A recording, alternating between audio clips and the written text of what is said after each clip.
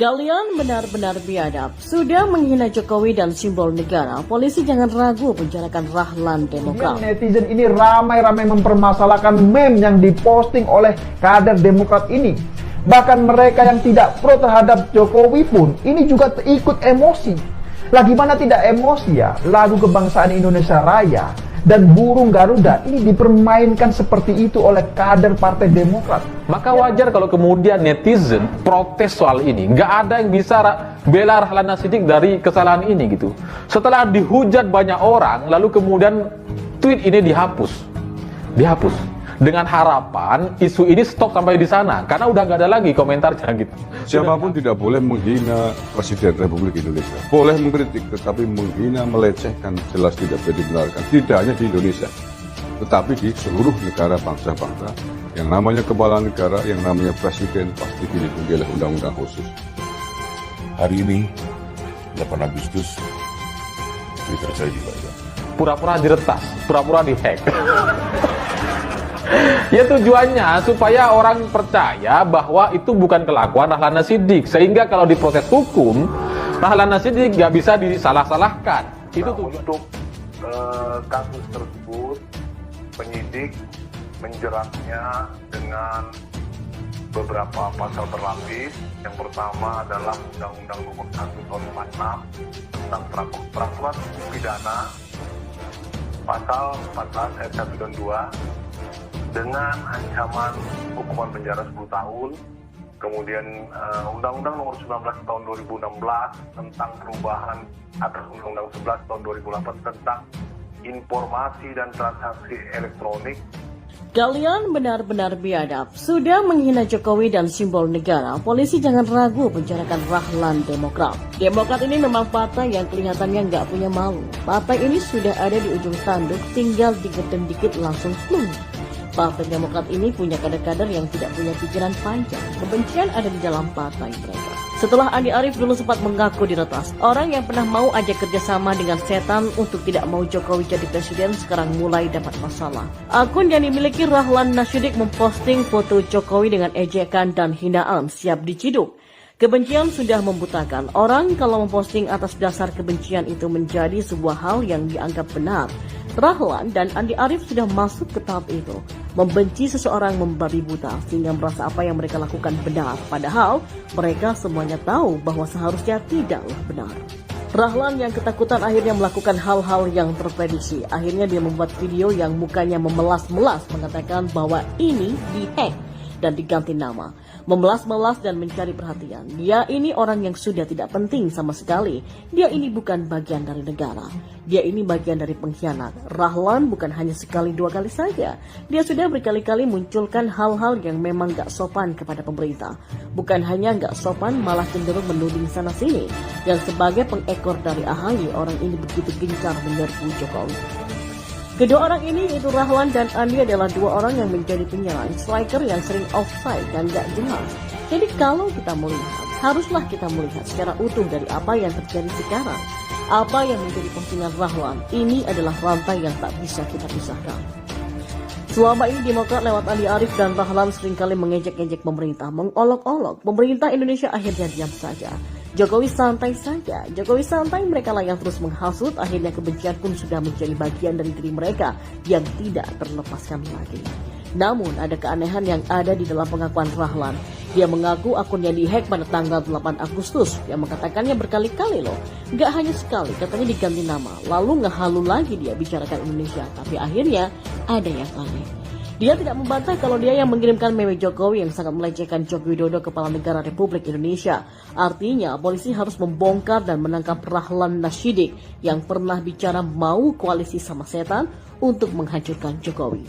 Melihat tweet Andi Arief yang setengah mati membela akun Twitter si Rahlan setelah kedapatan bikin meme yang melecehkan Presiden Jokowi, lambang negara yakni Garuda Pancasila, dan juga ada potongan lagu kebangsaan, modusnya sama saja.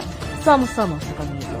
Dulu Andi Arief juga kedapatan mengadu domba pakai sarung, namun ngotot membantah. Kemudian Andi Arief juga pernah mengajak duel UKI PSI saat Andi Arief terpojok. Mainnya kekerasan seperti pariah alias sampah masyarakat.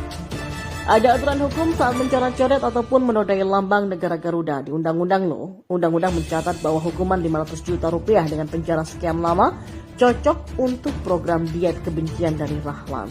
Undang-undang itu dibuat di era SBY, bapak ideologisnya dia sendiri. Undang-Undang nomor 24 tahun 2009 pasal 57 dan 58 sudah sangat jelas. Laporkan bukan hanya Rahlan namun Andi. Selesai agar mereka dikandangkan segera. Andi Arief mungkin kangen dikandangin lagi seperti waktu ketemu yang bergerigi dan bong dengan toilet terbalik diduga untuk hilangkan barang bukti. Menenggelamkan Partai Demokrat itu segampang ini. Hanya usut saja elit-elit partai. Rahlan dan Andi Arief begitu juga kan karena didiamkan saja sama si AHY. Kalau gitu ya selesaikan saja sekalian. Partai Demokrat rasanya nggak harus tenggelam di tahun 2024. Besok saja mungkin sudah bisa. Dan sudah seharusnya Rahlan dan Andi mempertanggungjawabkan ulahnya di depan hukum. Hanya politikus sampah yang bisa memposting gambar viral itu. Jelas-jelas ini adalah penghinaan yang paling menjijikan. Lalu ada di bawahnya orang-orang telanjang membawa bendera merah putih. Kepala Jokowi dilecehkan dengan keberadaan orang yang bermain gitar menduduki kepala Jokowi. Dan hal itu diposting oleh Rahlan bukan tanggal 8, tapi 7 Agustus dan 29 Juli. Rahlan menyebarkan konten yang dinilai menghina Garuda Pancasila, lagu kebangsaan Indonesia Raya, dan Presiden Joko Widodo. Gambar itu memperlihatkan wajah Presiden Jokowi yang ditempeli sejumlah permasalahan negara. Salah satunya adalah hutang ribuan triliun, yang lebih lanjut kepala Presiden Jokowi tampak diduduki oleh anak yang memainkan alat musik, menyanyikan lagu Indonesia Raya dengan lirik yang tak sesuai. Tak ayal bila ulah Rahlan itu disesalkan oleh banyak warganet. Sebagai kader parpol, Rahlan dinilai tak semestinya melecehkan simbol-simbol negara. Selain itu, cara Rahlan itu dianggap tidak berkelas sekaligus mencerminkan sejatinya Partai Demokrat. Baru-baru ini, Rahlan Nasidik mengungkapkan bahwa akun Twitter miliknya diretas. Oleh sebab itulah ia merasa kemerdekaan berpendapatnya telah dirampas. Peretasan itu menurut dia terjadi pada Minggu 8 Agustus 2021. Rahlan menyesalkan sikap kritisnya terhadap pemerintah justru berbalas dengan upaya pembungkaman. Seminggu saja sebelum kemerdekaan Indonesia dirayakan, saya merasa nggak menjadi bagian dari kemerdekaan itu. Hak saya atas kemerdekaan berpendapat, kemerdekaan berekspresi malam ini juga dirampas oleh pihak-pihak yang tidak menginginkan saya untuk menggunakan hak politik saya untuk memberikan sumbangan pemikiran, gagasan dalam bentuk kritik, dalam bentuk teguran kepada pemerintah, katanya kepada wartawan pada Minggu malam kemarin. Politisi Demokrat memang sudah offside, sudah saatnya mereka diberi pelajaran aparat penegak hukum. Kita dorong usut orang-orang yang telah merendahkan presiden yang menjadi simbol negara. Menyoroti soal itu, pengamat ilmu manajemen Dr. Johnny Sinaga menyebut, jika Presiden Jokowi semakin direndahkan oleh Partai Demokrat, maka Presiden Jokowi akan semakin ditinggikan. Ya, semakin Bung rendahkan Presiden Jokowi yang terpilih secara konstitusional, maka dirinya akan semakin ditinggikan. Banggakanlah apa yang lebih pantas dan patut dibanggakan, kata Dr. Johnny Sinaga lewat akun Twitternya. Maka dari itu ia tetap merasa bangga dengan karya yang dihasilkan Presiden Jokowi, bahkan menurutnya rakyat pun ikut menikmati karya tersebut. Akibat ulah-ulah Demokrat ini, rakyat semakin muak dengan partai Cicias ini. Jadi, kehadiran Demokrat itu bukanlah ulah kita yang disebut buzzer, tapi ulah mereka sendiri yang panik karena borok pemerintahan SBY akhirnya terbongkar ke hadapan publik. Selama 10 tahun, kita disuguhi politik terzalimi sehingga banyak rakyat Indonesia yang merasa iba terhadap SBY.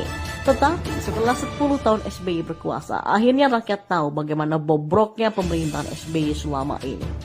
Candi Hambalang adalah salah satu bukti warisan proyek mangkrak pemerintahan SBY yang akan diingat terus sepanjang masa. Ingat, SBY, ingat proyek mangkrak Hambalang. Selain itu kita juga bisa melihat begitu banyak lagi proyek mangkrak warisan pemerintahan SBY yang akhirnya diselesaikan oleh Presiden Jokowi saat ini. Dan kita sebagai rakyat kecil akhirnya tahu jika ada proyek mangkrak warisan SBY senilai 143 triliun rupiah di masa pemerintahannya. Belum lagi warisan hutang dari pemerintahan SBY kepada pemerintah Jokowi saat ini. Setelah itu pemerintahan Presiden Jokowi harus kena getah terkait maraknya radikalisme warisan SBY. Makanya hanya Presiden Jokowi yang berani membubarkan benalu seperti HTI dan FBI, dan lebih miris lagi di zaman SBY ada seorang yang tidak tersentuh hukum terkait petrol. Berdasarkan temuan lembaga auditor Kordamenta, jaringan mafia minyak dan gas itu menguasai kontrak suplai minyak senilai 18 miliar US dollar atau 250 triliun selama 3 tahun. Tuan MR ini yang menjadi perantara dengan perusahaan minyak milik negara lain atau National Oil Company atau NOC untuk meraih keuntungan lebih banyak. Kok bisa ya ada orang tidak tersentuh hukum di masa pemerintahan SBY terkait kasus Petrol? Jadi sudah paham bukan bagaimana sarang mafia migas yang dilindungi oleh SBY ini akhirnya disikat oleh Presiden Jokowi.